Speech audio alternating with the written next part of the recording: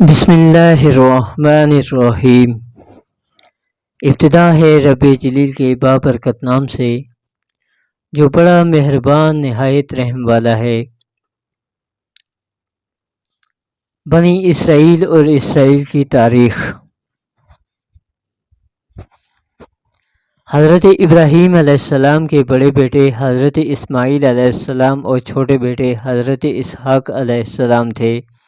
خانہ کعبہ حضرت ابراہیم علیہ السلام اور حضرت اسماعیل علیہ السلام نے آج سے 4000 سال قبل تعمیر کیا تھا۔ البتہ کچھ حوالوں سے پتہ چلتا ہے کہ اسی جگہ حضرت نوح علیہ السلام نے کعبہ تعمیر کیا تھا۔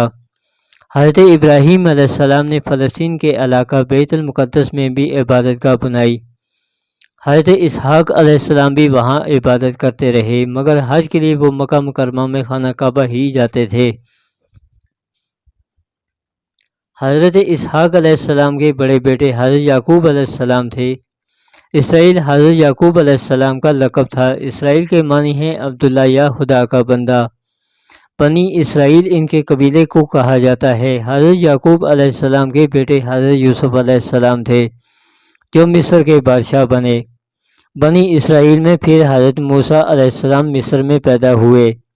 ان کے بعد حضرت داؤد علیہ السلام صحرائے سینائی کے علاقے میں پیدا ہوئے جو بعد میں فلسطین چلے گئے۔ جب حضرت داؤد علیہ السلام نے انتہائی طاقتور دیو ہیکل جالوت گولائت کو اللہ کی نصرت سے گلیل کا پتھر مار کر گرا دیا تھا تو فلسطین کے بادشاہ سول نے حسب وعدہ ان کی شادی اپنی بیٹی میشل سے کر دی۔ سول کے مرنے کے بعد حضرت داؤد علیہ السلام فلسطین کے بادشاہ بنے۔ حضرت داؤد علیہ السلام کی وفات کے بعد ان کے بیٹے حضرت سلیمان علیہ السلام فلسطین کے بادشاہ بنے۔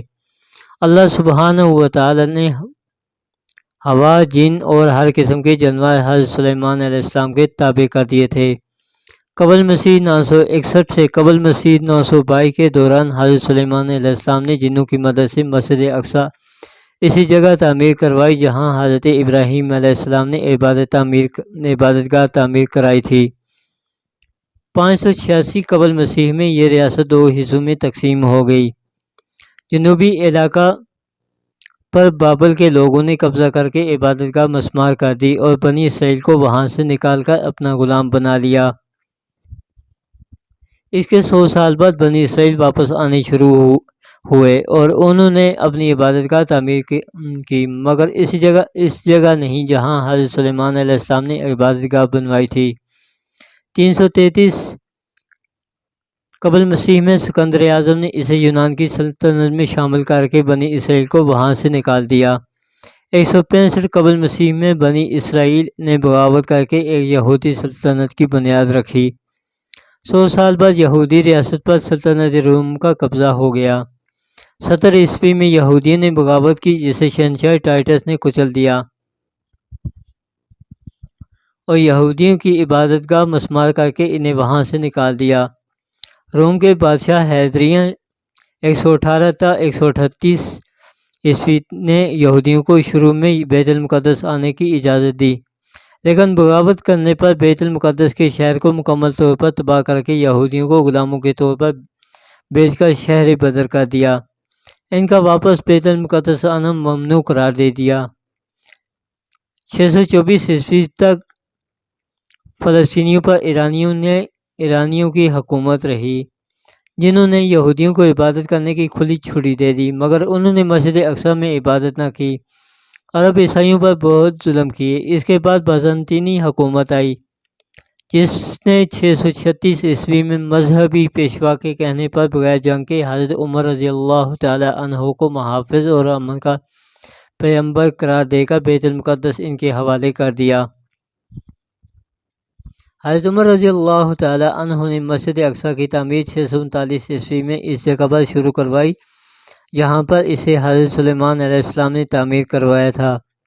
636 سے 1918 عیسوی تک یعنی 1282 سال فلسطین پر، جس میں اردن بھی شامل تھا، مسلمانوں کی حکومت رہی سوائے صلیبی جنگوں کے کچھ عرصہ کے۔ اس وقت تک یہودیوں کو فلسطین سے باہر ہوئے 1800 سال ہو چکے تھے۔ بنی اسرائیل کے متعلق تاریخ کی تاریخی حقیقت یہ ہے کہ انہوں نے بہت سے نبیوں کو قتل کیا، جن میں ان کے اپنے قبیلے کے حضرت زکریا علیہ السلام اور حضرت یحییٰ علیہ السلام بھی شامل ہیں۔